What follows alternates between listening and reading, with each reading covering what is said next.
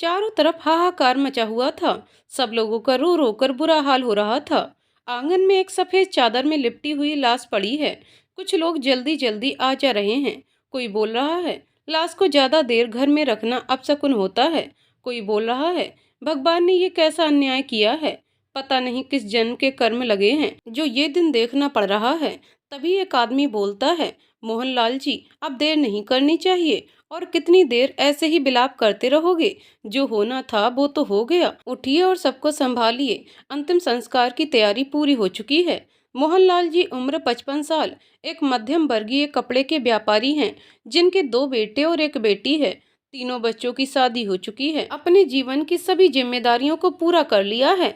अब अपनी जिंदगी में बहुत ही खुश हैं।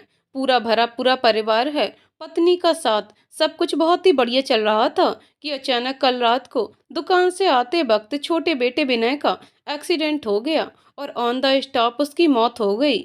आज उसी बेटे की लाश आंगन में पड़ी है। मोहनलाल जी की पत्नी सुमित्रा देवी तो चीख चीख कर रो रही हैं। रोई भी क्यों ना, जवान बेटी की लाश उनके सामने पड़ी है। विनय, कद 5.10 इंच, गेहुआ रंग, खूबसूरत चेहरा, व्यवहार बहुत ही हंसमुख था। जिससे भी मिलता सब पर अपनी मुस्कान की छाप छोड़ देता था। 6 साल पहले ही उसकी शादी हुई थी। एक खूबसूरत बेटी का बाप था। मोहनलाल जी के बड़ा बेटा केशव, उम्र 35 साल, अपनी हथेलियों से अपना चेहरा छुपाकर बैठा हुआ है। उसे विश्वास ही नहीं हो रहा कि उसका भाई अब इस दुनिया में नहीं रहा। केशव की पत्नी सोनू तो खबर सुनकर ही बेहोश हो गई थी। सोनी का भाई उसे हॉस्पिटल लेके गया। मोहनलाल जी की बेटी सायना, जिसकी शादी अभी 6 महीने पहले ही हुई है, एक बहन का भाई चला जाए तो उस बहन का क्या हाल होता है, ये शायद मैं शब्दों में नहीं लिख सकती। सायना के आते ही सभी बच्चे अपनी बुआ के पास चले आते हैं। विनय की बेटी चारू को अपने गले से लगा लेती है। चारू अभी सिर्फ 3 साल की है, तो उसे इतनी समझ नहीं है कि उसके पापा अब इस दुनिया को छोड़कर चले गए हैं।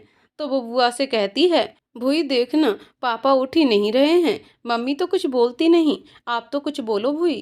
केशव के एक छोटा बेटा और बेटी है। वो भी अपने चाचा की ऐसी हालत देखकर बहुत रोते हैं। सानू और भैरव बोलते हैं, भूई अब कौन हमको घूमने लेके जाएगा। भूई चाचा क्यों चले गए भगवान जी के पास। भूई हम चाचा को परेशान नहीं करेंगे, पक्का भूई। आप बोलो ना भगवान जी को, हमारे चाचा को वापस घर भेज दें। सायना के पति सुभाष तीनों बच्चों को अपने पास बुला लेते हैं। सायना अपनी मम्मी के पास जाती है और दोनों माँ बेटी फूट फूट कर रोने लगती हैं। दोनों ने ही अपने जीवन के एक अनमोल रिश्ते को खोया है। उनके लिए ये दुख सहन करना बहुत ही मुश्किल हो रहा है। किसी तरह आसपास की महिलाएं और कुछ रिश्तेदार मिलकर उनको शांत करवाती हैं। इन सब में विनय की पत्नी पर किसी का ध्यान नहीं जाता, क्योंकि सबको अपना ही होश नहीं था। और काजल, विनय की पत्नी, रेड साड़ी पहने हुए, हाथों में भर भर कर चूड़ियां, गहरी काली आंखों में काजल लगाया हुआ, रंग की एकदम साफ, वो एकदम शांत बैठी है। ना रोना ना चिल्लाना, कुछ भी नहीं, बस एक टक बाहर की तरफ देख रही है, जैसे कि अभी विनय आएगा। वो हमेशा ऐसे ही तैयार होती थी जब रात को वह दुकान से लौटता था। विनय को वो इसी तरह पसंद थी। तभी एक गाड़ी आती है और एक महिला और एक आदमी और एक लड़का बाहर आते हैं। वो महिला तो आते ही चक्कर खा के बेहोश हो जाती है। कुछ रिश्तेदार उसको संभालते हैं।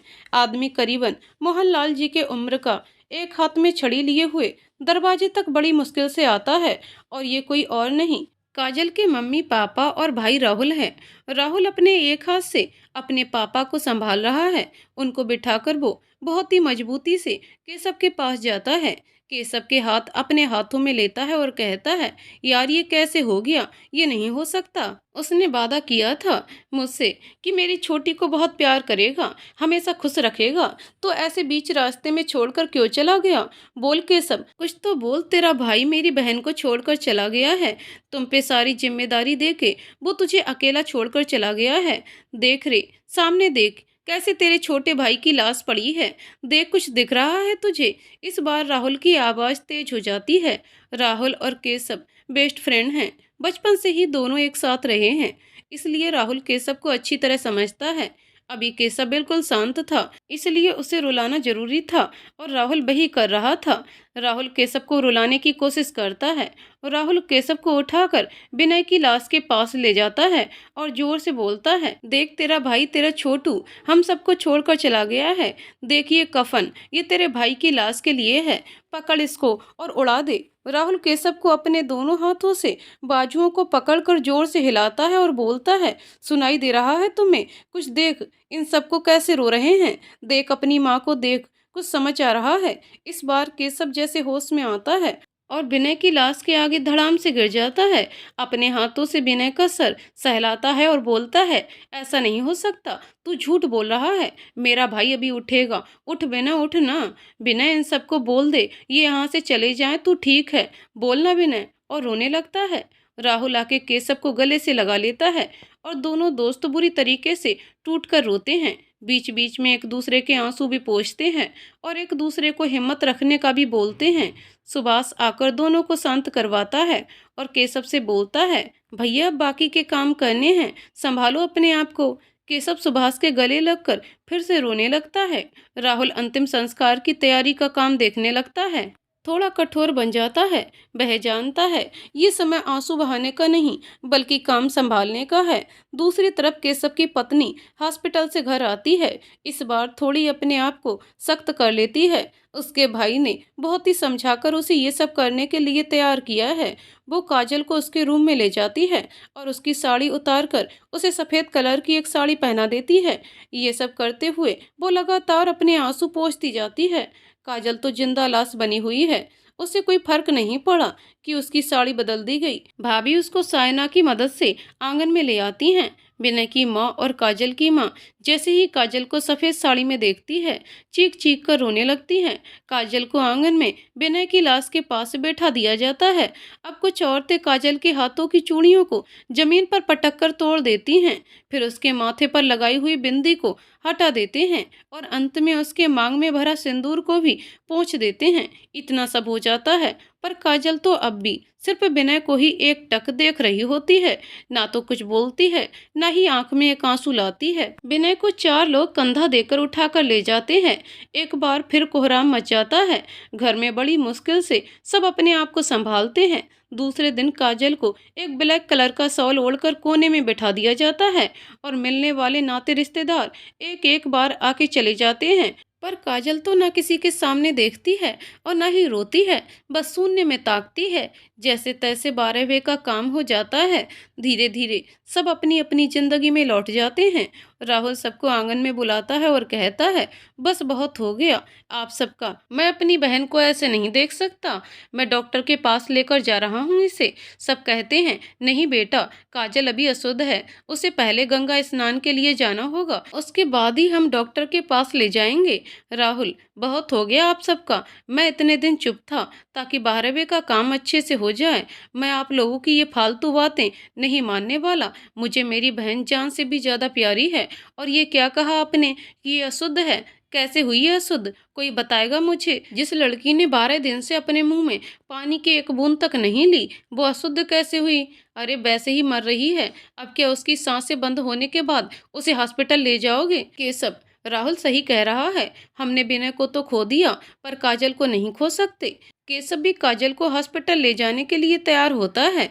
काजल की सास, जी सुनिए, समझाइए इन बच्चों को, काजल अभी अशुद्ध है, उसे इस समय किसी मर्द को नहीं छूना चाहिए, इससे पाप होता है। क्यों उस बेचारी पर ये पाप और मरना? ये तो बच्चे हैं, हम तो समझदार हैं, लोग क्या कहेंगे? मोहनलाल जी, सायना की माँ बच्चे जो कर रहे हैं वो काजल की भलाई के लिए कर रहे हैं और आप कब से लोगों की चिंता करने लगी? उस बच्ची की तरफ मुझसे तो देखा भी नहीं जाता। कितनी जिंदा दिल थी मेरी बच्ची। देखो अब इसको, वो चारू को भी देख नहीं रही। उस नन्ही सी जान ने अपने पापा को तो खो दिया। अब अगर काजल भी इस तरह रहेगी तो चारू का क्या होगा, सोचा है? और मैं ये फालतू की बातों में नहीं विश्वास करता। राहुल, केशव, मैंने हॉस्पिटल में फोन कर दिया है, सब तैयार हैं, तो क्या हम चलें? रुचि, केशव की पत्नी, राहुल भाई, मैं भी साथ में चलती हूँ, कोई काम हो तो। राहुल, ठीक है आप चलिए। राहुल काजल को जैसे ही अपनी बाहों में उठाने लगता है तभी मोहनलाल जी की एक बहन आती हैं जिसे सब बुआ जी बोलते हैं। बुआ जी, राहुल बेटा रुक जा, ये पाप मत कर बेटा। मैं जानती हूँ तुम्हें मेरी बातें समझ नहीं आएंगी, पर बेटा तेरी ही बहन पे ये पाप चढ़ेगा। इस वक्त कोई भी मर्द उसे छू नहीं सकता। राहुल, बुआ जी आप बड़ी हैं, मैं आपका निरादर नहीं करना चाहता। प्लीज मुझे मेरी बहन को हॉस्पिटल ले जाने दो। आपको जो कहना है मैं बाद में आके सुन लूंगा। चलो केशव, जितना देर करेंगे उतने ही लोग आ जाएंगे उल्टी सीधी बातें करने। किसी को मेरी बहन नहीं दिख रही। बुआ जी, राहुल और केशव, मैं कोई काजल की दुश्मन नहीं हूँ। मुझे भी काजल बिटिया बहुत प्यारी है। मैं तो बस ये कह रही थी कि ये जो बोतल में गंगा जल लाई हूँ, काजल बिटिया के माथे पर छिड़क देती हूँ, जिससे ये अशुद्ध भी नहीं रहेगी और डॉक्टर का इलाज भी शुरू हो जाएगा। बेटा हम जिस समाज में रहते हैं उसकी कई बातें जो अच्छी नहीं लगती फिर भी माननी पड़ती हैं। इतना बोलकर गंगा जल काजल पर छिड़क देती है और बोलती है, बेटा अब तुम इसको ले जाओ। राहुल काजल को अपनी बाहों में उठाकर गाड़ी में बिठाता है और उसके साथ ही रुचि काजल के पास बैठ जाती है। केशव गाड़ी चलाता है। हॉस्पिटल में डॉक्टर काजल को देखकर चेकअप करते हैं और एक नर्स को काजल को ड्रिप लगाने को बोलता है। जैसे ही डॉक्टर बाहर आता है तीनों उसी के पास चले जाते हैं। डॉक्टर बोलता है, अब ये सदमे में है, इसे जीने की इच्छा खत्म हो चुकी है। आप लोगों को इसे जीने की वजह देनी होगी और सबसे पहले इसे या तो कुछ बोलना होगा या रोना। ये इसके लिए बहुत जरूरी है, नहीं तो ये कब तक ऐसे रहेगी पता नहीं। अभी के लिए ये कुछ दवाई और कुछ इंजेक्शन है, आप ले आइए, नर्स लगा देगी और कुछ भी करके इसे रुलाओ और कोई भी जरूरत हो तो मुझे बता देना। गुड। केशव दवाई और इंजेक्शन ला देता है। नर्स वो लगाती है और दवाई कैसे देनी है रुचि को समझा देती है। रुचि, हमें कुछ भी करके काजल को रुलाना है, पर कैसे? ये तो बिल्कुल देखती भी नहीं किसी की तरफ। हम क्या करें, कुछ समझ नहीं आता। केशव, हम ऐसे हार नहीं मान सकते, कुछ तो करना ही होगा, कुछ ऐसा कि काजल को बोलना ही पड़े। राहुल एकदम शांत है, वो सिर्फ अपनी बहन को निहार रहा है और कुछ पुरानी यादों में खो जाता है। यादें। काजू काजू कहाँ है? जल्दी आ, देख तेरे लिए क्या लाया हूँ। काजू भागते हुए आती है और कहती है, क्या लाए हो भाई, प्लीज दो ना। देख तेरे लिए ये कांच वाली चूड़ियाँ और ये चॉकलेट। अब तो मेरी प्यारी बहना खुश है। काजू, हाँ भाई, ये कांच वाली चूड़ियाँ कितनी सुंदर है ना। थैंक यू भाई, thank you so much, you are the best भाई इन द वर्ल्ड। राहुल, पगली बस कांच की चूड़ियों से कितनी खुश हो जाती है, हमेशा यूं यूं मुस्कुराती रहना। चल अब जल्दी से अच्छी सी चाय पिला दे तेरे हाथ की। वर्तमान। रुचि देखती है कि राहुल कहीं खोया हुआ है तो केशव को इशारा करती है। केशव राहुल के कंधे पर हाथ रखता है और बोलता है, क्या हुआ, कहाँ खो गया? राहुल की आंखों में आंसू आ जाते हैं, पर वो तुरंत ही उन्हें साफ कर लेता है और बोलता है, कुछ नहीं, मेरी पुरानी बहन याद आ गई थी। और काजल के पास जाता है जो अभी नशे में सो रही है क्योंकि उसे नींद का इंजेक्शन लगाया था। राहुल काजल के माथे पर हाथ फेरता है और बोलता है, मुझे मेरी बहन वापस चाहिए, मुझे मेरी हंसती मुस्कुराती काजू चाहिए। समझ में आया तुझे? तुझे जीना होगा मेरे लिए, चारू के लिए, हम सबके लिए जीना होगा, जीना होगा तुझे। केशव, राहुल संभाल अपने आप को, ये अभी सो रही है, जागने दे, फिर हम पूरी कोशिश करेंगे कि ये कुछ बोले। मेरे भाई अभी तू रेस्ट कर, घर जा, और हाँ रुचि को भी ले जा, मैं हूँ यहाँ। काजल जब जागेगी तो मैं कॉल कर दूंगा, तू आ जाना। और हाँ, तीनों बच्चों को भी ले आना, क्या पता बच्चों को देखकर काजल ठीक हो जाए। राहुल, ठीक है यार, मैं रुचि को लेके जाता हूँ, पर जैसे ही काजू उठे मुझे कॉल करना, ओके? और तू भी रेस्ट कर ले, मैं माँ पापा को घर छोड़कर वापस आ जाऊंगा। राहुल रुचि को लेकर घर जाता है, फिर वहां से अपनी मम्मी पापा को लेकर अपने घर जाता है। राहुल की पत्नी सोनू आती है और पूछती है, क्या हुआ, काफी टाइम लगा दिया दीदी के घर? राहुल, वो बस काजू को हॉस्पिटल लेके गए थे तो देर हो गई। मम्मी पापा आप रेस्ट कीजिए, मैं वापस हॉस्पिटल जा रहा हूँ। केशव ने बोला था तीनों बच्चों को ले आना, क्या पता बच्चों को देखकर काजू कुछ रिएक्ट करे। सोनू, आप चिंता ना करें, दीदी जल्द ठीक हो जाएगी और फिर हम सब है ना उनके साथ, तो वो ज्यादा दिन ऐसे नहीं रहेंगी, देखना दीदी वापस पहले जैसी हो जाएंगी। राहुल, आई होप सो, एक अच्छी सी चाय पिला दे, फिर निकलता हूँ। सोनू, जी अभी बनाती हूँ। राहुल बच्चों को लेके हॉस्पिटल जाता है। केशव काजल को देख रहा होता है, वो वहीं स्टूल पर बैठा बैठा दीवार से सर टिकाकर सो जाता है। जैसे ही राहुल आता है, चारू दौड़कर काजल के पास जाती है, मम्मा मम्मा करके उसके गले से लिपट जाती है। जैसे काजू की नींद खुल जाती है, एक सेकंड के लिए चारू को देखती है, फिर कमरे की छत की तरफ ताकने लगती है। सानू, पापा चाची को क्या हुआ है, ये बात क्यों नहीं करती। केशव, चाची हम सबसे नाराज हैं, चाचा चले गए ना, इसलिए आप चिंता ना करो, हम सब चाची को ठीक कर लेंगे। भैरव काजल के पास आता है और बोलता है, चाची कुछ तो बोलिए, देखो मेरा कितना होमवर्क इकट्ठा हो गया है। चाची आप उठो ना, मदद करो, मेरी होमवर्क करना है प्लीज चाची। सानू, चाची मैं आपको बिल्कुल तंग नहीं करूंगी, अच्छी बच्ची बन के सारा काम कर लूंगी, आप जैसे पढ़ाओगी पढ़ लूंगी पक्का, पर प्लीज आप बात करो ना हमसे। चाची आप बोलती क्यों नहीं। काजल तो सिर्फ एक नज़र बच्चों को देखती है, फिर छत को ताकने लगती है। राहुल, बस बहुत हो गया तेरा, सब अपनी मर्जी करनी है, हम सब कुछ नहीं है तुम्हारे। देख चारू कैसे रो रही है, चुप करो से, उठ काजू प्लीज, कुछ तो बोल मेरी बहन। तभी नर्स आती है और बोलती है, आप सब बाहर जाओ, मुझे पेशेंट को इंजेक्शन लगाना है, फिर इन्हें थोड़ी देर बाद आप कुछ खिला सकते हैं। सब बाहर चले जाते हैं। केशव रुचि को कॉल करता है और काजल के लिए खाना लाने को बोलता है।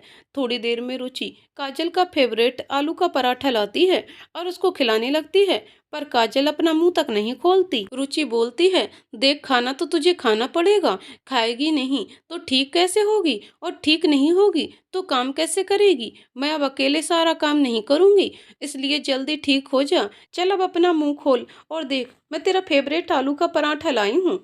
फिर भी काजू कुछ रिएक्ट नहीं करती। रुचि काजू को ऐसे देखकर रोने लगती है। राहुल से बोलती है, भाई आप ट्राई करो, शायद आपसे कुछ खा ले। राहुल काजल के पास आता है और उसे बोलता है, ये क्या जिद है, खाती क्यों नहीं, जीना नहीं है ना तुम्हें, ठीक है पहले मुझे मार दे, फिर तू भी मर जाना, मार दे मुझे। और काजू के हाथ अपने गले पर कसता है। ये देख के सब आता है और बोलता है, क्या कर रहा है, पागल हो गया है क्या, बच्चे भी हैं यहाँ, और ये कोई तरीका है बात करने का। अभी वो इस हालत में नहीं है कि हम उससे नाराज हों, हमें प्यार से बात करनी होगी, तू ऐसे अपना आपा मत खो, मैं दो लोगों को नहीं संभाल सकता। राहुल थोड़ा शांत होता है। तभी डॉक्टर आते हैं और नर्स से पूरे दिन का रिपोर्ट मांगते हैं और पूछते हैं, इसने कुछ बोला या कोई रिएक्ट किया। राहुल, नहीं पता, नहीं मेरी बहन को क्या हो गया है। डॉक्टर, कुछ नहीं हुआ है, आपकी बहन को बस सदमा लगा है, इनके साथ जो घटना हुई है उससे इनको गहरा सदमा लगा है, दवाई अपना असर तभी करेगी जब ये कुछ रिएक्ट करेगी। आप लोगों को कुछ ऐसे करना होगा जिससे ये कुछ बोले, ऐसा कोई जिसको ये हर बात बताती हो, उसकी हर बात मानती हो, कोई दोस्त, कोई भी घर का मेंबर जिससे ये अपने दिल की हर बात बताती हो, तो आप उनको बुला सकते हो, बाकी तो इलाज तो चल रहा है। Okay, good luck Keshav. Rahul, Kajal की कोई ऐसी फ्रेंड है जिससे काजल दिल खोलकर बात करती हो, तुम्हें तो पता होगा, प्लीज उनसे बात करो ताकि हमारी काजल जल्दी ठीक हो। राहुल केशव की बात सुन के सोचने लगता है कि वो एक दो काजल की फ्रेंड से बात करता है, पर सब शहर से बाहर थीं, तो आने में थोड़ी देर तो लगी। सब ऐसे ही कुछ ना कुछ उपाय कर रहे थे कि काजल कुछ तो बोले।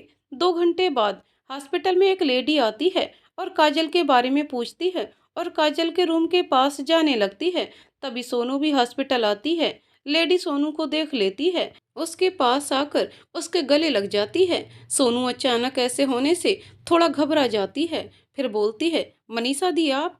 मनीषा काजल की बचपन की फ्रेंड है जो यहाँ राहुल के बुलाने पर आती है। मनीषा, हाँ भाभी, राहुल भाई का कॉल आया था तो रुक ही नहीं पाई, ये सब कैसे हो गया, मेरी काजू ने तो किसका कभी बुरा नहीं चाहा, तो उसके साथ इतना गलत क्यों हुआ भाभी।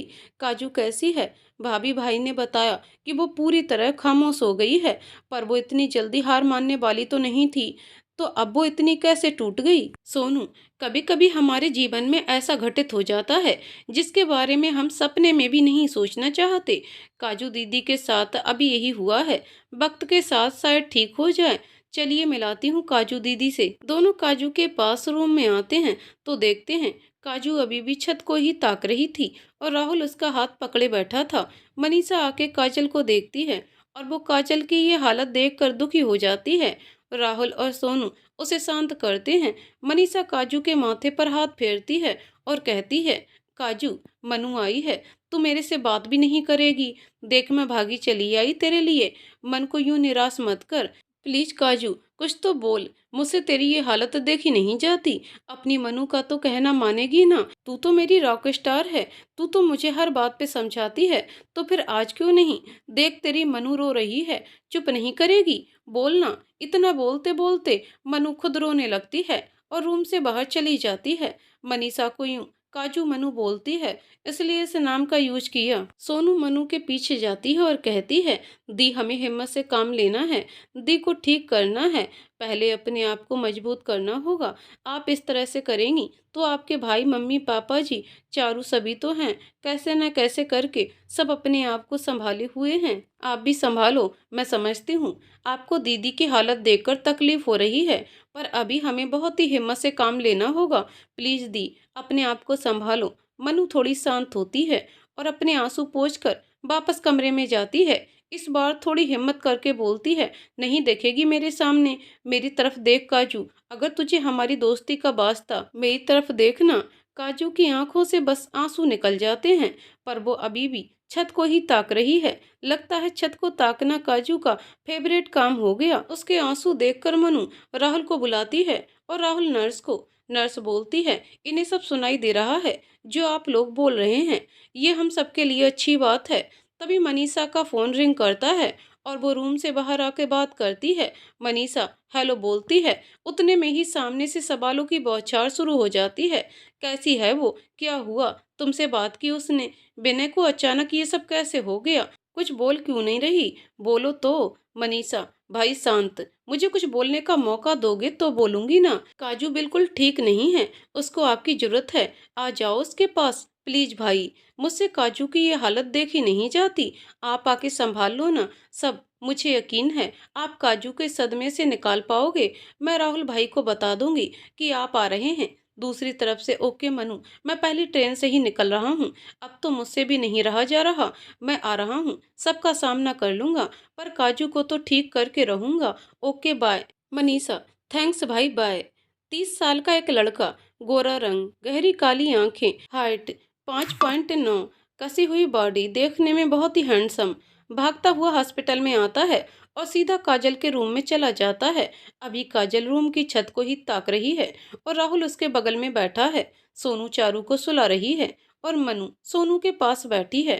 कोई कुछ नहीं बोल रहा, सब शांत हैं। तभी वो लड़का आता है और काजल के पास आकर धड़ाम से जमीन पे बैठ जाता है। सभी उसे देखकर चौंक जाते हैं। मनु बोलती है, भाई आप आ गए। राहुल मनु की तरफ सवालिया नजर से देखता है और अपनी आंखों से ही पूछता है, तुमने बुलाया इसे? मनु वो राहुल भाई, मुझसे काजू की हालत देखी नहीं जा रही थी, बस इसीलिए, बस भाई को बुला लिया मैंने, सिर्फ काजू के लिए किया। राहुल कुछ नहीं बोलता और गुस्से में रूम से बाहर चला जाता है। सोनू उसके पीछे जाती है और बोलते हैं, मनु दी ने कुछ गलत नहीं किया है, वो बस काजू दीदी को ठीक करना चाहती है। देखो ये टाइम गुस्सा करने का नहीं है, मैं आपको समझती हूँ और इसीलिए बोल रही हूँ। वो बीत गया, उसके बारे में मत सोचो, जो हुआ है उसमें इसकी कोई गलती नहीं थी, फिर भी हर सजा को स्वीकार किया, कभी काजू दीदी पर उंगली नहीं उठने दी। आप ही बताइए, इस वक्त इनसे ज्यादा काजू दी को कौन संभाल सकता है? आपने बहुत कोशिश की,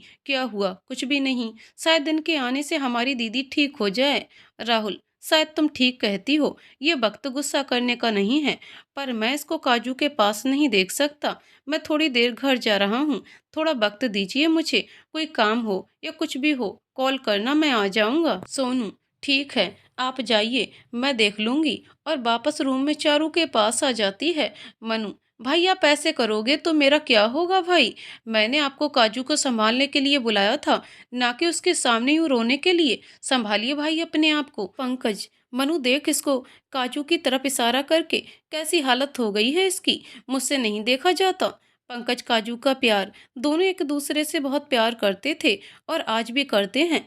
पंकज एक अनाथ है, इसलिए काजू के पापा को पसंद नहीं था और काजू अपने पापा के खिलाफ जाके कभी पंकज को अपनाना नहीं चाहती थी, इसलिए विनय से शादी कर ली और अपनी शादीशुदा जिंदगी विनय के साथ तालमेल से जी रही थी। विनय जानता था कि काजू पंकज से प्यार करती है, पर वो खुद काजू को दिलो जान से चाहता था, इसलिए उसने काजू से शादी की। पर उसने काजू पर कभी अपना प्यार थोपा नहीं, कभी कोई जबरदस्ती नहीं की। हर बात पे पहले काजू की सलाह लेता था। कभी काजू को ये नहीं कहा कि पंकज से प्यार मत करो। विनय जैसे इंसान बहुत कम होते हैं दुनिया में। काजू विनय से कहती थी, मैं आपसे प्यार नहीं करती हूँ, फिर भी आप मुझसे इतना प्यार कैसे करते हो? आपको मुझ पर गुस्सा नहीं आता? विनय बोलता, नहीं, मुझे तुम पर पूरा भरोसा है। अब तुम सिर्फ और सिर्फ मेरी हो, मैं तुम पर गुस्सा क्यों करूं? और रही बात प्यार की, तो तुम मुझसे नहीं करती, पर मैं तो तुमसे बहुत प्यार करता हूँ, और यही काफी है मेरे लिए। पंकज काजू से, काजू मैं जानता हूँ मुझे सुन सकती हो, और उसके पास जाकर उसके हाथ पर अपना हाथ रखता है, जिससे काजू पंकज की तरफ देखती है, और उसकी सूनी आंखें देखकर पंकज को बहुत दुख होता है। पंकज कहता है, काजू मेरी आंखों में देखो, मेरी तरफ देखो, तुमसे बात कर रहा हूँ। इस बार पंकज थोड़ा जोर से बोलता है, तो नर्स आके बोलती है, आप धीरे बोलिए, ये हॉस्पिटल है। पंकज, तो क्या सिस्टर मैं इसको घर ले जा सकता हूँ कुछ देर के लिए? नर्स, ये आपको डॉक्टर से पूछना होगा, मैं नहीं बता सकती। पंकज डॉक्टर के पास जाता है और बोलता है, डॉक्टर, क्या मैं काजल को थोड़ी देर के लिए घर ले जा सकता हूँ? प्लीज डॉक्टर, मुझे अपनी तरफ से एक कोशिश करने दो। मैं जानता हूँ इसमें रिस्क है, पर मैं वादा करता हूँ मैं ऐसा वैसा कुछ नहीं करूँगा, काजल को कुछ नहीं होने दूंगा। प्लीज डॉक्टर, बस थोड़ी देर। डॉक्टर, ओके मिस्टर पंकज, थोड़ी देर, पर कुछ भी आपको सही नहीं लगे तो वापस हॉस्पिटल ले आना। मैं अपने मरीजों के साथ 1% का भी रिस्क नहीं लेता हूँ। वो तो आपकी आंखों में इनके लिए प्यार देखकर मैं हाँ बोल रहा हूँ, पर पूरा ख्याल रखना। Okay, good luck mister Pankaj. Pankaj Sonu से बोलता है, भाभी काजू को घर ले जा रहा हूँ, आप भी साथ चलें। मैंने डॉक्टर से बात कर ली है, आप चारू की तरफ देखकर इसे भी साथ ले लो, और मनु तुम भी चलो। सोनू, पर पंकज भैया, आप दीदी को कौन से घर ले जाओगे, ये तो बताओ, मैं घर पर तो बोल दूं। पंकज, नहीं भाभी, किसी को कुछ मत बताना, मैं काजू को उसके ससुराल लेकर जा रहा हूँ, आपको इसलिए साथ चलना है। एक तो मैं घर नहीं जानता, दूसरा मुझे कोई नहीं जानता, आप मुझ पर भरोसा करें, मैं कुछ गलत नहीं होने दूंगा भाभी, प्लीज। भाई को भी मत बताना, ओके? सोनू, ओके, मुझे आप पर पूरा भरोसा है, चलते हैं। पंकज, ठीक, सारा सामान पैक करो। और वो काजू को अपनी बाहों में उठा लेता है। काजू पंकज के हाथों का एहसास महसूस कर पा रही थी, इसलिए आज इतने दिनों के बाद उसने अपने हाथों को हिलाया और पंकज को पकड़ लिया। ये प्यार है साहब, कुछ भी हो सकता है। पंकज ने काजू को गाड़ी में बिठाया और खुद ड्राइवर की सीट पर बैठ गया। सोनू और मनु भी सामान एंड चारू को लेके आ गई और गाड़ी में बैठ गई। और मनु बोली, चलो भाई भाभी, आप रास्ता बता दो। सोनू रास्ता बताने लगी। 1 घंटे बाद पंकज ने गाड़ी मोहनलाल जी के घर पर रोकी और काजू को उठाकर अंदर ले गया। पंकज को ऐसा करते देख सोनू भी उसके पीछे अंदर चली गई। अंदर आते ही पंकज ने पूछा, इसका रूम कौन सा है? सब लोग ऐसे किसी अजनबी को काजू के साथ देखकर चौंक गए और पूछा, आप कौन हो? तब तक सोनू भी आ गई, तो सब सोनू को सवालिया नजरों से देखने लगे। केशव ने तो पूछ भी लिया, भाभी राहुल कहाँ है और ये कौन है? अगर काजू को घर लाना था तो मुझे कॉल कर देते, मैं आ जाता हॉस्पिटल, किसी और के साथ क्यों आए? सोनू, पंकज भैया, दीदी का रूम ऊपर लेफ्ट साइड वाला है, आप जाइए, इन सब लोगों के सवालों के जवाब मैं दूंगी। पंकज काजू को लेकर सीढ़ियां चढ़ने लगा। तभी मोहनलाल जी बोले, कोई बताएगा मुझे इस घर में क्या हो रहा है? सोनू, जी अंकल जी, मैं बताऊंगी। ये कौन है, यहाँ क्यों आया है? ये काजू दीदी का दोस्त है, काजू दीदी से बहुत प्यार करता है, इनको हमने ही बुलाया है ताकि ये एक कोशिश कर सके काजू दीदी को इस सदमे से बाहर लाने में। बाद में हम लोगों की मदद करने आए हैं और कुछ नहीं। सोनू चुप हो गई, पर सबके अंदर बहुत कुछ चलने लगा। हालांकि कोई कुछ नहीं बोला, पर सबको ये सही नहीं लगा। पंकज काजू को उसके रूम में लाकर कांच के सामने खड़ा करता है और उसे बोलता है, हर शब्द इतना जोर से बोलता है कि नीचे सबको साफ साफ सुनाई दे रहा था, मुझे पता है तू हम सबको सुन सकती है, तो सुन, तू अब विधवा हो चुकी है, बिना हम सबको छोड़कर चला गया है हमेशा के लिए। विश्वास नहीं हो रहा है ना? तो देख, कांच में अपने आप को देख, न तेरे मांग में सिंदूर है, न तेरे माथे पर बिंदी। देख, जो ललाट 1 सेकंड के लिए भी विनय को नहीं पसंद था, आज 20 दिन हो गए हैं ये ऐसे ही सूना है। क्यों नहीं तेरे हाथों में चूड़ियां, जिनकी आवाज विनय को बहुत पसंद थी? क्यों तूने ये फीके कलर की साड़ी पहनी है, जबकि विनय को तो डार्क कलर ही पसंद थे? बोल कुछ, क्यों तू इतनी बेरंग है? देख, क्या तू बिना की काजल है? देख खुद को। और जोर से उसके बाजुओं को पकड़कर उसे एकदम से झंझोड़ देता है, जिससे काजू जैसे होश में आई हो। काजू एकदम से पंकज के गले लग जाती है। पंकज के जोर से बोलने की आवाज से धीरे धीरे सब ऊपर आ जाते हैं और चुपचाप सब देखते हैं। पंकज काजू को अपने से अलग करते हुए कहता है, रोना है तुझे, तू नहीं रोएगी। और एक जोरदार थप्पड़ मारता है। रोती क्यों नहीं? तेरा तो सब कुछ चला गया, फिर भी नहीं रोना आया तुझे? फिर चारू को अपने पास लेकर काजू के आगे करता है। बोलता है, बता इस बच्ची को कि इसके पापा कहाँ हैं? दे जवाब इसके मासूम सवालों के। बोल, बोलना। और खुद घुटने के बल जमीन पर बैठ जाता है। सब देखते हैं कि काजू की आंखों से लगातार आंसू निकल रहे हैं। सोनू राहुल को कॉल करके सारी बात बता देती है। उसे डर था कि कहीं कुछ गड़बड़ ना हो जाए। काजू धड़ाम से जमीन पर गिर जाती है। रुचि और सोनू भागकर उसे पकड़ते हैं। काजू जोर जोर से रोती है, मेरा बिना मुझे छोड़कर नहीं जा सकता, ये झूठ बोल रहा है, भाभी बोल दो कि ये झूठ है। और रोने लगती है। काजू पूरी तरह से टूटकर बिखर जाती है। पंकज धीरे से उसके पास आता है और बोलता है, ये सच है काजू, झूठ नहीं। और बाहर चला जाता है, क्योंकि अब काजू की हालत उसके बर्दाश्त से बाहर हो चुकी थी। राहुल काजू के पास आता है और उसे गले से लगा लेता है। काजू कितनी ही देर जोर जोर से रोती रहती है। सब उसे रोने देते हैं। ये उसके लिए अच्छा ही था कि सब डॉक्टर को कॉल करता है और सारी बात बताता है। डॉक्टर, मुझे यकीन था कि ये बंदा अपना काम करके रहेगा, इसीलिए मैं मान गया था काजू जी को घर ले जाने के लिए। बहुत ही प्यार करता है काजू जी से, उसकी आंखों में दिखता है। Very good. मैं कुछ दवाई बताता हूँ, आप उनको दे देना और मैं फ्री होके आता हूँ आपके घर, तब चेक कर लूँगा। ओके केशव जी डॉक्टर, जैसा आप कहें। और दवाई लेने चला जाता है। दवाई लाके रुचि को देता है और बोलता है, ये काजू को दे दो, उसे नींद आ जाएगी, डॉक्टर ने बोला है। रुचि दवाई लेकर काजू को दे देती है और पानी पिलाती है। आज काजू ने पूरे 20 दिन बाद अपने मुंह से पानी पिया है। एक बार सबके लिए दर्द भराता है। सबकी आंखें नम हो जाती हैं। सब पंकज का धन्यवाद करना चाहते हैं, पर पंकज तो जा चुका था। रुचि काजू को दवाई देकर सुला देती है और चारू को अपने साथ बाहर ले आती है।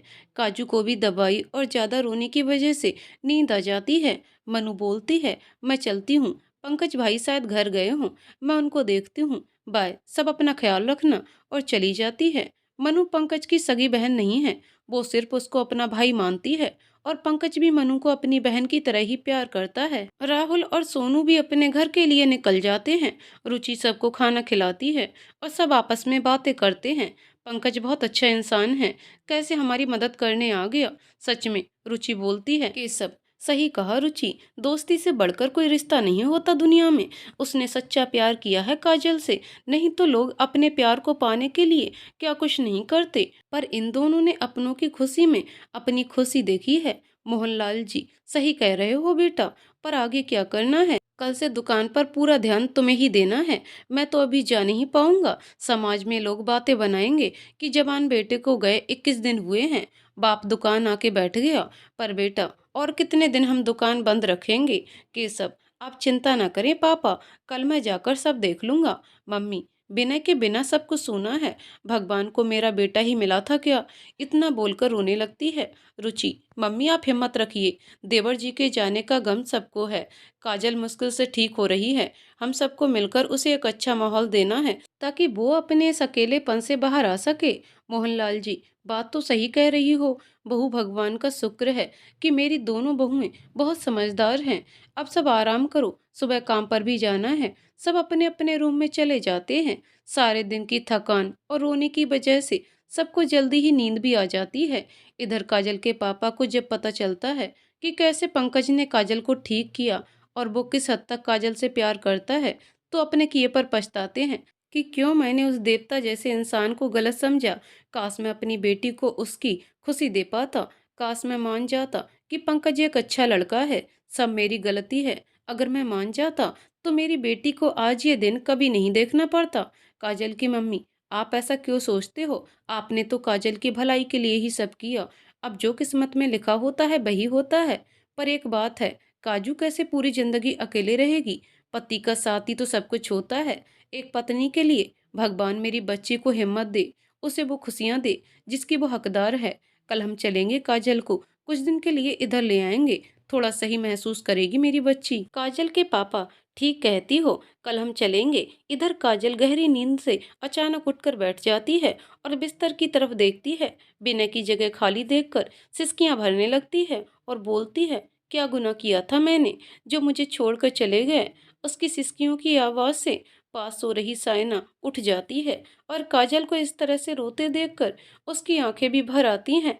फिर भी हिम्मत करके काजल के पास आती है और भर्राए गले से धीरे से बोलती है, भाभी संभालो अपने आप को, मुझे पता है ये दुख सहना आसान नहीं है, पर भाभी अगर आप हिम्मत से काम नहीं लोगी तो मम्मी का क्या होगा। आपकी ये हालत देखकर उनको तो और दुख होगा, इसलिए भाभी खुद को शांत करो और सोने की कोशिश करो। काजल को गले लगा के उसकी पीठ सहलाने लगती है। काजल, क्यों दीदी क्यों, आपके भाई मुझे छोड़कर क्यों चले गए। हर बार भगवान मेरी ही परीक्षा क्यों लेता है, मैं ही क्यों परीक्षा दूं। और रोने लगती है। थोड़ी देर बाद काजल शांत होती है और सोने की कोशिश करती है।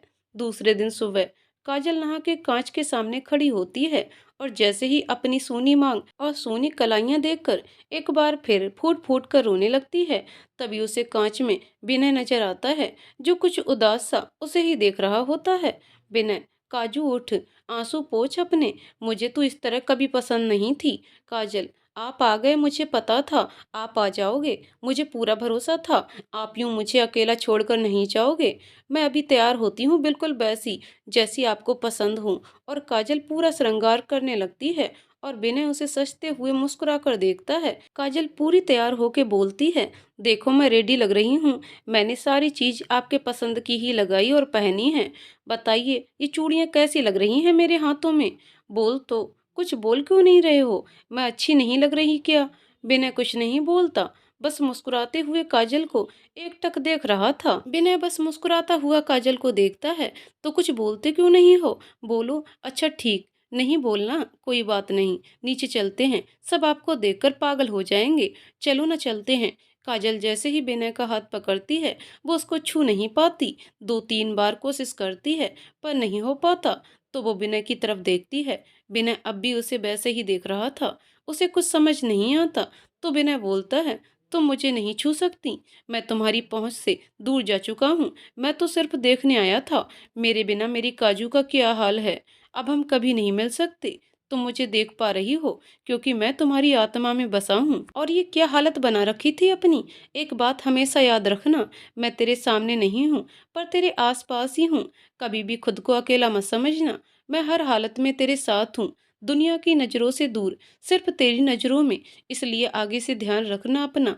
अब नीचे जाओ, चारू का ख्याल रखो, कितने दिन हो गए तुमने पूजा नहीं की, जाओ आरती करो। काजल, ये आप क्या बोल रहे हो, मुझे कुछ समझ नहीं आ रहा। आप यहाँ होकर भी नहीं हो, इसका क्या मतलब, आप तो मेरे सामने खड़े हो। विनय, काजल ये हकीकत है कि मैं अब इस दुनिया से जा चुका हूँ, मर चुका हूँ मैं।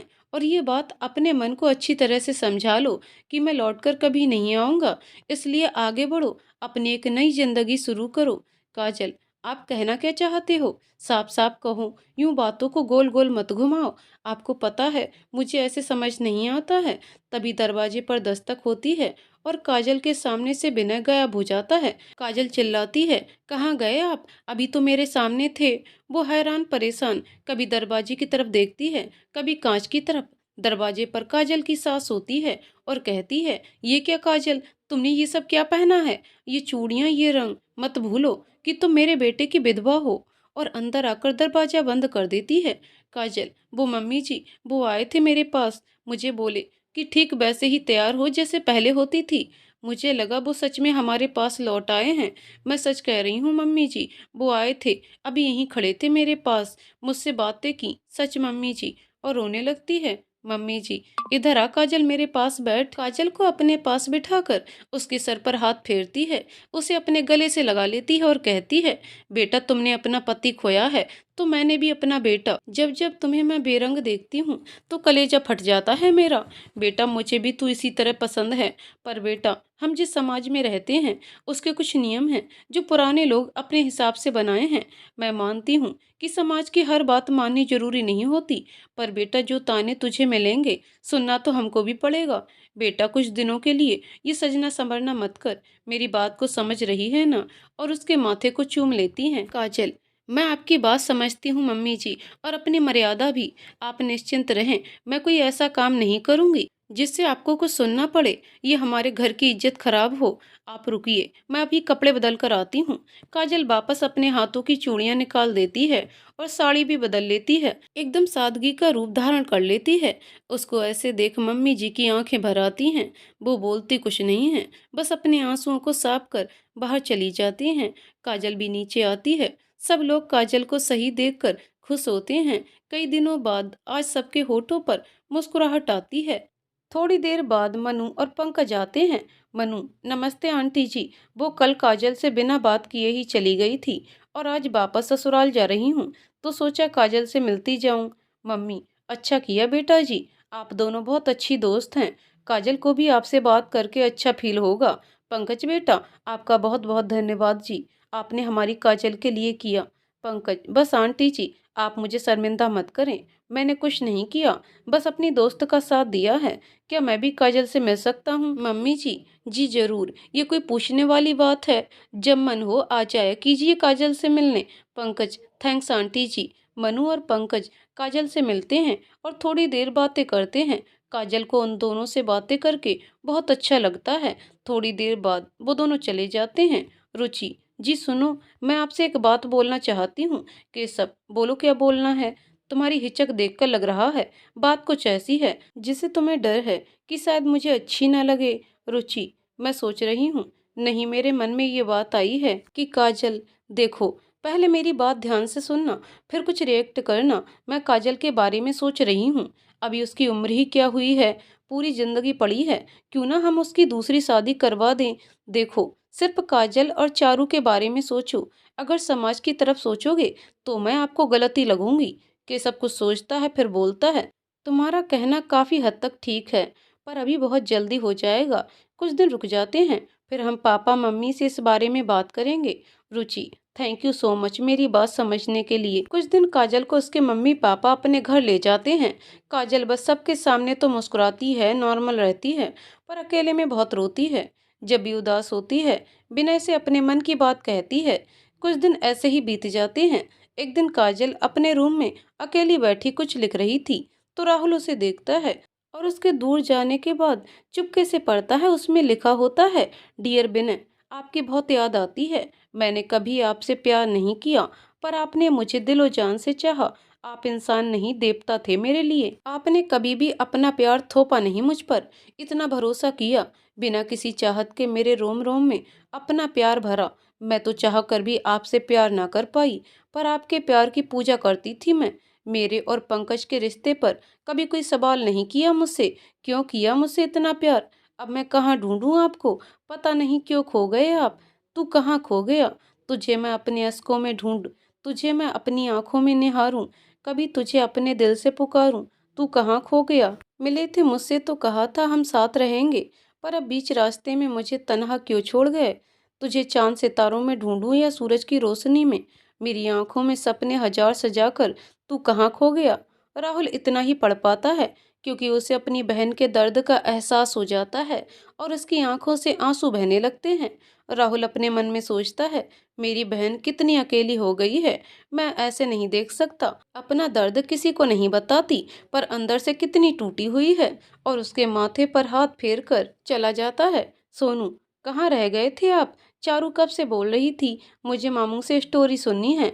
मामी, आपको तो अच्छी वाली नहीं आती, मेरे मामू को आती है। बेचारी आपका वेट करते करते सो गई। क्या हुआ, आप इतने उदास क्यों लग रहे हो? कोई बात है जो आपको परेशान कर रही है? बोलो, शायद बता देने से और कुछ ना हो, आपका मन तो हल्का हो जाएगा। बोलो, क्या बात है? यही तो रिश्ता होता है पति पत्नी का। कुछ बोले बिना ही एक दूसरे की परेशानी समझ जाते हैं, एक दूसरे को कभी अकेला महसूस नहीं होने देते। राहुल, मैं काजू के रूम में गया था उससे बात करने, पर वो कुछ लिख रही थी, तो मैं कुछ बोला नहीं, वापस आ गया। जब दोबारा गया तो उसको नींद आ गई थी। तब मैंने पढ़ा जो उसने लिखा था। वो बहुत अकेली हो गई है, वो टूट गई है अंदर से, सारा दर्द अपने अंदर ही दबा रही है। मुझे कुछ समझ नहीं आता कि क्या करूं। सोनू, क्यों ना हम दीदी की दूसरी शादी करवा दें। देखो, मुझे गलत मत समझना, अभी दीदी के पास पूरी जिंदगी पड़ी है। क्यों ना हम उनको उनका प्यार लौटा दें, पंकज जी से दीदी की शादी करवा दें। मुझे पता है ये इतना आसान नहीं है, पर पंकज जी तो आज भी दीदी से उतना ही प्यार करते हैं। एक बार सोच के देखो राहुल, क्या ये सही रहेगा? क्या काजू मान जाएगी? उसके ससुराल वाले? मुझे तो कुछ समझ नहीं आ रहा है। सोनू, ये सब इतना आसान नहीं होगा, लेकिन अगर दीदी को खुशियां देनी है तो थोड़ी सबकी नाराजगी भी सहनी होगी। चलो आओ, मैं आपको हेड मसाज देती हूँ, आप रिलैक्स फील करोगे। तुम बिना कहे कैसे समझ जाती हो, कैसे कर लेती हो तुम ये सब। राहुल, थैंक्स यार, आई लव यू। सोनू, क्योंकि मैं आपसे ढेर सारा प्यार करती हूँ। अब आइए मेरे आगे बैठिए, बातें कल करेंगे, ओके। राहुल, जो हुक्म बीवी। सोनू की गोद में सर रखकर मालिश करवाता है। बाद में दोनों सो जाते हैं। इधर पंकज वापस तो नहीं लौट आता है, पर किसी काम में उसका मन नहीं लगता। बार बार काजू का वो उतरा हुआ चेहरा उसकी आंखों के सामने घूमता है। अपने मन में ही सोचता है, क्यों याद आ रही हो इतना? जब से तुम्हारी शादी हुई थी तो मैंने अलग दुनिया बसा ली थी। जब तुम्हारी याद आती तो अपने दिल को समझा लेता था कि एक बहुत अच्छा जीवन साथी मिला है तुम्हें। तुम खुश हो तो मुझे तसल्ली रहती थी, पर अब जब तुम अकेली हो गई हो तो मेरा दिल मान ही नहीं रहा। क्या करूं, कैसे समझाऊं, कैसे खुश करूं तुम्हें? और काजू की फोटो को अपने दिल से लगा लेता है। कुछ देर ऐसे ही रहता है, फिर कुछ सोचता है और उठकर अपना सामान पैक करने लगता है। अब ये कहाँ जा रहा है? सोचो सोचो, अपने तो चलते हैं काजल के पास। काजल विनय की फोटो को अपने सीने से लगाकर बैठी थी और उसके आंखों से आंसू आ रहे थे। कहती है, मैं विनय से प्यार नहीं किया। अगर ये प्यार नहीं तो क्या है? कोई काजल को समझाए। तभी उसकी मम्मी आती हैं और अपनी बेटी को देखकर उनकी भी आंखें नम हो जाती हैं। बेटी का दर्द माँ के लिए सबसे ज्यादा होता है। काजल के पास बैठती है और उसके माथे पर हाथ फेरती है तो काजल जैसे होश में आती है, जल्दी से अपने आंसू साफ करती है और विनय की फोटो रख देती है। बोलती है, जी मम्मी बोलो, कोई काम है? मम्मी, ना बेटा, कोई काम नहीं है। क्या मैं अपनी बेटी से ऐसे ही बात करने उसके रूम में नहीं आ सकती? काजल, अरे मम्मी, ये क्या बोल रही हैं आप? मैं तो बस ऐसे ही पूछ रही थी। मम्मी, बेटा, मुझे देखकर खुश होने का जो ये दिखावा करती है ना, मेरे सामने मत किया कर। माँ हूँ तेरी, सब समझती हूँ। एक बात बोलूं, और कितने दिन तू ऐसे ही रहेगी बेटा? जिंदगी बहुत लंबी हो जाएगी तेरे लिए। मैं ये नहीं कहती कि विनय को याद मत कर, पर बेटा कुछ अपना भी तो सोच। देख क्या हाल बना रखा है। थोड़ा बाहर जाकर घूम फिर, जिंदगी को जीना सीख, काटना नहीं। चारू के बारे में सोच, अभी तो छोटी है वह, पर एक माँ ही अपनी बेटी को सही राह दे सकती है। उसे संभाल बेटा, सबके लाड प्यार में कहीं चारू बिगड़ ना जाए। तुम्हें ही उसे माँ और पापा दोनों का प्यार देना है। ये बहुत मुश्किल घड़ी है, मैं मानती हूँ, पर बेटा जिंदगी किसी के लिए रुकती नहीं, लगातार चलती है जैसे घड़ी की सुइयां। तू बहुत समझदार है, समझदारी से काम ले। कहीं ऐसा ना हो कि तू सबको बोझ लगने लगे। मेरी बातें कड़वी हैं पर सच हैं। अभी भी ये घाव सबके लिए क्या है, पर वक्त के साथ साथ सब भूलने लगेंगे। हाँ, कुछ यादें हमेशा साथ रहेंगी, पर बेटा तेरा ये अकेलापन कभी नहीं मिटेगा। इस तरह से अपने लिए कुछ सोच। गालों को प्यार से छूती है। मैं चलती हूँ, सोनू नाश्ते के लिए वेट कर रही है, जल्दी आ जा। काजल कुछ देर अपनी मम्मी की बातें सोचती है। उसके मन में एक ही बात बार बार आती है, कहीं तू किसी पर बोझ नहीं बन जाए। थोड़ी देर आंखें बंद करके एक गहरी सांस लेती है और फिर उठकर अपना और चारू का सामान पैक करती है। अब ये कहाँ जा रही है? कहीं मम्मी की बात का गलत मतलब तो नहीं निकाल लिया। काजल सबके साथ अच्छे से नाश्ता करती है और चारू को भी खिलाती है। काजल, पापा मैं घर वापस जाना चाहती हूँ। काजल के इतना बोलते ही मम्मी काजल की तरफ देखती हैं, आंखों ही आंखों में उसे बोलती हैं, मेरी बात का गलत मतलब मत निकाल लेना बेटा। मम्मी, मैं आपकी बातों का गलत मतलब नहीं निकाल रही, मैं अपने घर जाना चाहती हूँ। राहुल, काजू तू ऐसे क्यों बोल रही है? ये घर भी तो तुम्हारा ही है। काजल, हाँ भाई, ये घर मेरा है, मैं जब चाहूँ आ सकती हूँ, पर मुझे लगता है अब मुझे अपने ससुराल जाना चाहिए। वहाँ भी मेरी जरूरत है। रुचि भाभी अकेले ही इतने दिनों से संभाल रही हैं, कुछ जिम्मेदारी मेरी भी बनती है, बस इसीलिए जाना चाहती हूँ। पापा, ठीक है बेटा, तुम अगर जाना चाहती हो तो राहुल तुम्हें छोड़ आएगा, बस तुम खुश रहो, कहीं भी रहो, इस बात से कोई फर्क नहीं पड़ता। राहुल तुम इसे आज छोड़ आना और हमारी चारू रानी के लिए कुछ अच्छी सी गिफ्ट भी ले आना। राहुल ठीक है पापा, जैसा आप बोलो। फिर चारू को गोद में लेकर, चल मामू तुझे तेरी पसंद की गिफ्ट दिलाता है। चारू खुश हो जाती है और खुशी खुशी राहुल की गोदी में चली जाती है। राहुल काजल को लेकर उसके ससुराल ले आता है। काजल के यूं अचानक आने से सब कुछ परेशान हो जाते हैं। जब राहुल बोलता है कि काजल ने खुद ही बोला कि उसको वापस जाना है तो मैं ले आया। मम्मी जी, अच्छा किया बेटा जी जो तुम काजल को ले आए।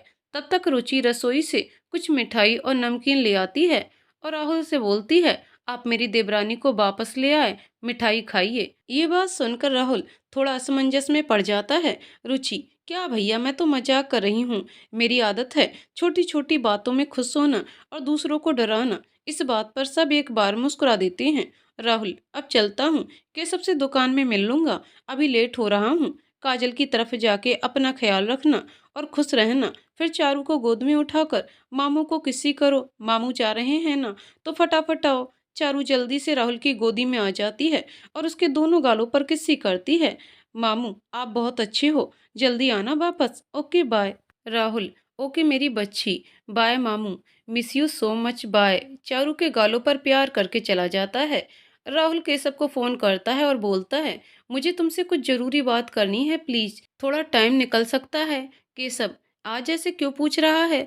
तुझे मुझसे बात करने के लिए कभी पूछना पड़ा है? मैं थोड़ी देर में तुम्हारे ऑफिस के पास वाली कॉफी शॉप पर आता हूँ।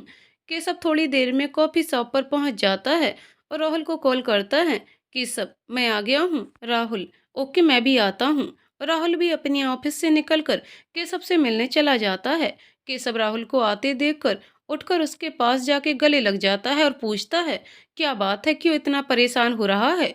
राहुल, चल पहले बैठते हैं फिर बताता हूँ, और 2 कॉफी ऑर्डर करते हैं। राहुल, दरअसल बात काजल की है। विनय के जाने के बाद वो बहुत अकेली हो गई है। उसके सामने उसकी पूरी जिंदगी पड़ी है। मैंने और सोनू ने सोचा है कि क्यों ना हम सब मिलकर काजल की पंकज के साथ शादी करवा दें। मैं मानता हूँ ये अभी बहुत जल्दी है। विनय के जाने का दुख मुझे भी उतना ही है जितना तुम्हें देखकर। यार गलत मत समझना, मैं अपनी बहन के प्यार में थोड़ा स्वार्थी हो गया हूँ। मुझे उसका ये अकेलापन देखा नहीं जाता। पंकज उसकी दुनिया में लौट आएगा तो उसे सब कुछ मिल जाएगा। केशव, ये बात तो रुचि ने मुझे बहुत पहले ही बोल दी थी। मैं बस सही वक्त और सही मौके का इंतजार कर रहा था, क्योंकि इतना आसान नहीं होता हमारे समाज में किसी विधवा का दूसरा विवाह करवाना, लोगों की तरह तरह की बातें सुनना। बस इसीलिए चुप था। राहुल, रुचि भाभी सच में बहुत अच्छी हैं। मैं घर में मम्मी पापा से बात करूंगा, तुम भी अंकल आंटी से बात करना। जब सब मान जाएंगे तब पंकज को बुला लेंगे। केशव, ठीक है, जैसा सही लगे बात करता हूँ, कोशिश करूंगा कि वो मान जाएं। चल यार चलता हूँ, दुकान छोड़कर आया हूँ। राहुल, ठीक है, थैंक्स यार, चल बाय। और दोनों अपनी अपनी जगह चले जाते हैं। घर आके केशव रुचि को सारी बात बताता है तो रुचि खुश हो जाती है और कहती है, सच्ची बात है, राहुल भैया भी यही चाहते हैं, बस अब ये लोग मान जाएं। केशव, नहीं भी माने तो हम दोनों दोस्त मिलकर मना लेंगे। रुचि, वो तो है, आप दोनों मिलकर कुछ भी कर सकते हो। दूसरी तरफ राहुल भी सोनू को सारी बात बता देता है। राहुल अपने मम्मी पापा से बात करता है। राहुल के पापा तो पहले से ही ये चाहते थे कि पंकज और काजल एक हो जाएं। पापा, थैंक यू बेटा, इससे मैं अपने किए का सुधार तो कर सकता हूँ। उस टाइम तो अपनी बेटी को अपना प्यार नहीं दे सका, पर अब वो खुशी उसे देना चाहता हूँ। मम्मी, बेटा तेरी बात में मैं सहमत हूँ, पर क्या काजू तैयार होगी दूसरी शादी के लिए? केशव और रुचि भी कैसे भी करके मोहनलाल जी और मम्मी जी को मना लेते हैं। पहले तो वो लोग समाज का नाम लेते हैं, पर केशव और रुचि के तर्क के आगे उन्हें हारना पड़ता है। राहुल मनीषा को कॉल करता है और सारी बात बताता है। मनु तो खुशी के मारे कूदने लगती है, पर तभी उसे याद आता है पंकज तो बहुत दूर चला गया है, और इस बार वो कहाँ गया है ये बात तो भाई ने बताई ही नहीं उसको। मनीषा राहुल को बताती है कि उसको नहीं पता पंकज कहाँ गया है। इधर सब यही सोच रहे थे कि पंकज को वापस बुलाकर उससे काजल के बारे में बात करेंगे। सब सोच रहे थे कि पंकज तो काजल से प्यार करता है तो उसे कोई प्रॉब्लम नहीं होगी, लेकिन अब पंकज कहाँ है ये किसी को मालूम नहीं। राहुल, सबसे पहले तो पंकज का पता लगाना पड़ेगा। यार ये कहाँ जा सकता है, क्योंकि इसकी कोई फैमिली भी नहीं है, बस मनीषा को अपनी बहन मानता है और उसको भी कुछ पता नहीं। अब क्या करें? तभी दरवाजे पर किसी की दस्तक होती है। क्या मैं अंदर आ सकता हूँ? सभी आवाज की तरफ देखते हैं और सब आश्चर्यचकित हो जाते हैं। तभी जो आए वो बोलता है, क्या हुआ? मेरा आना किसी को पसंद नहीं आया। मैं अचानक ऐसे बिना बताए आ गया। इसके लिए सबसे माफी चाहता हूँ। पर मुझे काजल ने बुलाया है। वो मुझसे कुछ जरूरी बात करना चाहती है। तो क्या मैं उससे मिल सकता हूँ? तभी काजल नीचे आती है और सबको अपने घर पर देखकर बोलती है, आप सब कब आए? बताया ही नहीं। और पंकज तुम आ गए तो फोन तो करना चाहिए। तेरा फोन भी बंद आ रहा है। आने वाला कोई और नहीं, पंकज ही था, जिसे काजल ने बुलाया है किसी काम से। राहुल, तुमने पंकज को बुलाया है? काजल, हाँ भाई, वो मुझे कुछ फैसला लेना है, बस इसीलिए। पंकज, अब बता भी दे, किस लिए बुलाया है? पूरे रास्ते ही सोचते आया हूँ कि क्या बात होगी। बोल अब। काजल, पहले बैठ तो जा। बुलाया है तो बोल भी दूंगी। काजल मोहनलाल जी से, पापा जी, मैं अपने पैरों पर खड़ी होना चाहती हूँ। मुझे बस आपकी परमिशन चाहिए। दुनिया से मुझे कोई मतलब नहीं है। दुनिया वाले आके मेरा दर्द नहीं बांटते। आप लोगों ने ही मुझे संभाला है। मेरा फर्ज बनता है कि आपसे पूछ कर ही करना चाहती हूँ। मुझे इस घर में किसी चीज की कोई कमी नहीं है। बस अपनी खुशी के लिए मैं कुछ करना चाहती हूँ। आप सब मेरा और चारू का बहुत ख्याल रखते हो और आगे भी रखोगे, मुझे पता है। घर में मैं किसी पर बोझ नहीं बनना चाहती हूँ। मुझे नहीं फर्क पड़ता कि समाज के लोग क्या कहेंगे कि बेटे के जाते ही बहू से काम करवाने लगे। पर अगर लोगों की बातें सुन के कुछ ना करूंगी तो टूट जाऊंगी। प्लीज पापा जी, एक बार सोच कर बताना। मैं वादा करती हूँ ऐसा कुछ नहीं करूंगी जिससे आपको नीचा देखना पड़े। मोहनलाल जी, बेटा तुम ये क्यों सोचती हो कि तुम हम पर बोझ हो? बोलो, किस बात की कमी है जो इतनी बड़ी बात बोल दी तुमने? काजल, मुझे किसी बात की कोई कमी नहीं है, ना ही कभी होगी जब तक आप और भाई जी हैं। पर मैं खुद कुछ करना चाहती हूँ। विनय के सपने को पूरा करना चाहती हूँ। बस इसीलिए आप मुझे गलत ना समझें। राहुल, तू करना क्या चाहती है? जरूरत क्या है कुछ करने की? क्यों कर रही है ये सब? क्या तकलीफ है? एक बार बोल के तो देख, तेरा भाई सब ठीक कर देगा। काजल की मम्मी, राहुल बेटा, वो अगर अपने बारे में कुछ सोच रही है तो अच्छा ही है। कि वह फिर से जीना चाहती है तो क्यों ना हम सब उसे एक मौका दें। बोलो भाई साहब, मैं कुछ गलत बोल रही हूँ क्या? विनय की मम्मी, सही कह रही हो आप। अगर बच्ची अपने बारे में सोच रही है तो उसे एक मौका तो देना चाहिए। सब जानते हैं कि विधवा का जीवन कैसा होता है। मुझे तो फक्र है अपनी बहू पर कि वो अपने लिए बोल रही है। बाकी आप लोग जो सही समझो। मोहनलाल जी, तो काजल बताओ तुम क्या करना चाहती हो? और एक बात ध्यान रखना, घर से बाहर जाना तेरे लिए इतना आसान नहीं होगा, क्योंकि हमारे समाज में विधवा को बहुत ही हीन भावना से देखा जाता है। लोगों की तीखी टिप्पणी सहन कर पाओगी? बेटा, हम सब ने तुझे दुखी देखा है। हम भी चाहते हैं कि तू फिर से जिए। इसीलिए तो हम सब आज यहाँ हैं, ताकि तुमसे बात कर सकें। काजल, कौन सी बात? आप लोग क्या कहना चाहते हैं? साफ साफ कहो। काजल के पापा, बेटा मैं अपनी गलती सुधारना चाहता हूँ। तुझे तेरा प्यार लौटाना चाहता हूँ। तेरा हाथ पंकज के हाथ में थमाना चाहता हूँ, ताकि तुझे वो हर खुशी मिले जिसकी तुम हकदार हो। एक बार गलती कर चुका हूँ, अब पश्चाताप करना चाहता हूँ। बेटा तेरी खुशी चाहता हूँ। ये सब सुनकर काजल तो मानो जम सी गई। कुछ भी नहीं बोली, सिर्फ आंखों से लगातार आंसू बहाती गई। पंकज को भी झटका लगा ये सुनकर। वो खड़ा हो गया और बोला, पंकज, आप सबने एक बार भी मुझसे या काजल से पूछना जरूरी नहीं समझा। मैं काजल से प्यार करता हूँ और मरते दम तक करता रहूंगा। पर काजल की मर्जी जाने बिना आप सबने इतना बड़ा फैसला ले लिया। काजल के पापा की तरफ देखकर, अंकल आपने तो अपनी बेटी को जाना भी नहीं पूरे तरीके से। आपको लगता है काजल मेरा हाथ थामेगी? कभी नहीं।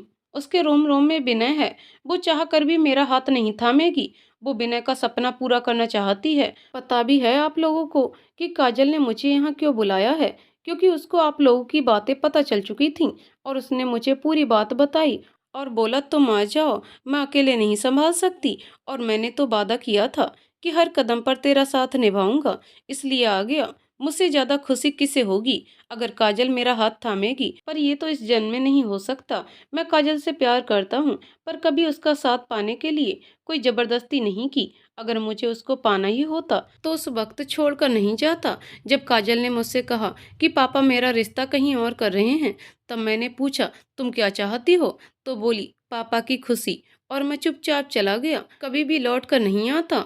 अगर विनय हमें छोड़कर नहीं जाते, वो बहुत ही महान इंसान थे, जो सब कुछ जानते हुए भी काजल से निस्वार्थ प्यार करते थे। और आज उनके जाने के बाद मैं काजल का हाथ थाम लूं? नहीं, मैं अपने प्यार को बदनाम नहीं कर सकता। सॉरी, मैं जा रहा हूँ।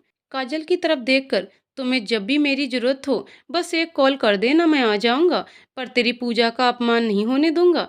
जो कदम तू उठाने वाली है वो बहुत सही है, पर उस रास्ते चलना बहुत मुश्किल। पर मैं हर कदम पर तेरे साथ हूँ, तेरा दोस्त बनकर। मैंने कभी नहीं चाहा कि तुम्हारी मर्जी के बिना तुम्हें अपनाऊं। चलता हूँ, अपना ख्याल रखना। और जाने लगता है। सभी उसे जाते हुए देखते हैं, पर कोई कुछ नहीं बोलता। जैसे ही पंकज गेट पर पहुंचता है, काजल चिल्लाती है, रुक जा पंकज। काजल की आवाज से पंकज रुक जाता है और उसकी तरफ घूमता है। काजल, आप सबने सोचा भी कैसे कि मैं पंकज से शादी करूंगी? मैं विनय की विधवा हूँ और वही रहना चाहती हूँ। आप लोग मेरी जिंदगी का फैसला कैसे कर रहे थे? मेरी बिना मर्जी के एक बार भी मुझसे पूछने की जरूरत नहीं समझी। काजल के अंदर दुख, दर्द, गुस्सा सब कुछ एक साथ था और उसके शरीर पर भी वो दिख रहा था। उसकी आंखें बिल्कुल लाल हो गई थीं, गुस्से से कांप रही थीं, गला भराया था उसका आंसुओं से। बस कैसे भी अपने आप पर कंट्रोल कर रही थी और बोली जा रही थी। आज वो अपने अंदर का दर्द बाहर निकाल देना चाहती थी, इसीलिए लगातार बोले जा रही थी। मैं पंकज के साथ उसके एनजीओ में काम करना चाहती हूँ, जहाँ मैं मेरे जैसी औरतों को अपने पैरों पर खड़े होना सिखाना चाहती हूँ। विनय हमेशा चाहते थे कि कोई भी बेसहारा लड़की को सहारा मिले और वो अपने पैरों पर खड़ी हो जाए। इसीलिए पंकज को उसके एनजीओ में पैसे देते थे और मुझे बोलते थे कि मुझे तो टाइम नहीं मिलता, पर जब चारू बड़ी हो जाएगी ना, तो तुम्हें पंकज के साथ काम करने भेज दूंगा। तब मैं बोली, आपको मुझ पर इतना भरोसा है कि जिस इंसान से मैं प्यार करती हूँ उसी के पास भेज देंगे? तो बोले, अब तुम मेरी हो, मैंने तुझे अपने प्यार से सींचा है, तुम मुझसे बंध चुकी हो, तुम मुझे छोड़कर कभी नहीं जाओगी। मुझे तुम्हारी सच्चाई पर फक्र है कि कभी झूठ नहीं बोलती और कुछ भी मुझे बिना पूछे नहीं करती। तुम्हारे अंदर धोखा मुझे दूर दूर तक नजर नहीं आता। तुम इतनी सरल हो कि हर बार तुम पर जान देने को जी चाहता है। और आप लोग सोच रहे हो उनके जाने के बाद मैं पंकज से शादी कर लूंगी? बिल्कुल नहीं, कभी भी नहीं। मैं बहुत खुशकिस्मत हूँ कि मैंने एक ऐसे इंसान से प्यार किया जो बिना मेरा साथ पाए मेरा होके बैठा है, और एक ऐसे इंसान से मेरी शादी हुई जो बिना मेरे प्यार, मेरा रोम रोम को अपने प्यार से सींचा था। मैं इन दोनों के प्यार को बदनाम नहीं कर सकती। अपनी खुशी के लिए मैं ना तो पंकज की कुर्बानी को बदनाम करना चाहती हूँ और न ही विनय के प्यार को। मैं बस पंकज के साथ काम करना चाहती हूँ और इसी के लिए पापा जी आपसे इजाजत चाहती हूँ। सबकी आंखों में आंसू आ गए थे। रुचि ने आकर काजल को गले से लगा लिया और सोनू ने भी उसे अपने गले लगा लिया। मोहनलाल जी ने भी काजल की बात मान ली। अब काजल विनय की विधवा बनकर सब काम करती। आते जाते लोग उसको ताने मारते, कोई कुछ बोलता, काजल कभी भी पलटकर जवाब नहीं देती। 10 साल बाद काजल आज एक ऐसे एनजीओ की मालकिन है जहां उसने कई औरतों को अपने पैरों पर खड़ा किया है, जहां कई बुजुर्ग, कई अनाथ बच्चे जो आपस में मिलकर रहते हैं और एक दूसरे का सहारा बनते हैं। पंकज आज भी काजल के साथ है, उसका दोस्त बनकर। आज फिर काजल कांच के सामने खड़ी है और उसे विनय दिखते हैं, जो मुस्कुराते हुए काजल को देखते हैं और बोलते हैं, मुझे तुम पर गर्व है, मेरे प्यार को हमेशा संभाल कर रखने के लिए शुक्रिया। अब तुम अपनी खुशी जियो मेरी जान, ये रंग आज भी तुम्हें सूट नहीं करते। पंकज का हाथ थाम लो मेरी जान। तभी पंकज भी आता है चारू के साथ और बहुत ही खुश हैं एक दूसरे के साथ। चारू, पंकज पापा, क्या आप मेरे सिर्फ पापा नहीं बन सकते? मुझे ये पंकज पापा कहना अच्छा नहीं लगता। पंकज, ये तो तेरी मम्मी जाने। अच्छा, मैं ये बताने आया था, आज आश्रम में पूजा है विनय के जन्मदिन की, तो तुम जल्दी ही आ जाकर वहाँ का इंतजाम देख लेना। काजल, ओके, मैं टाइम से आ जाऊंगी। विनय पंकज की तरफ देखकर, अब उसकी और परीक्षा मत लो, उसे उसका प्यार पाने का हक है। और काजल के सामने से गायब हो जाते हैं। सब बहुत खुशी खुशी अपनी जिंदगी जी रहे हैं। काजल की खुशी में ही सब खुश हैं। आज सब विनय का जन्मदिन मनाने आश्रम जाते हैं। पंकज सब खुशी खुशी कर रहा था। उसे देखकर काजल की मम्मी काजल से कहती हैं, बेटा, अगर अपनी बेटी का कन्यादान अपने हाथों से करना चाहती हो तो पंकज के नाम का सिंदूर भर लो अपनी मांग में।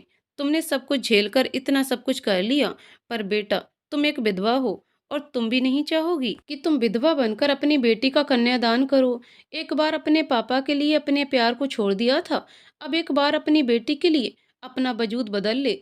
देख, मैंने कुछ गलत नहीं कहा है, सोच लेना एक बार। काजल सोचती है, ये माएँ कैसे जान लेती हैं कि अपने बच्चे के मन में क्या चल रहा है। आज भी मेरे मन की बात बिना मेरे कहे पहचान गई। काजल माइक को अपने हाथ में लेती है और सबको नमस्कार करती है और बोलती है, मुझे कुछ जरूरी बात बतानी है, पर पहले मैं पंकज की राय जानना चाहती हूँ। पंकज, क्या तुम एक विधवा से शादी करना चाहोगे? क्या तुम 13 साल की बेटी के बाप बनना चाहोगे? क्या एक माँ को अपनी बेटी का कन्यादान करने का हक देना चाहोगे? बोलो पंकज, क्या तुम मेरी मांग में अपने नाम का सिंदूर भरना चाहोगे? सबकी नजर पंकज की तरफ हो जाती है। सब बोलते हैं, बड़ी देर कर दी काजल तुमने।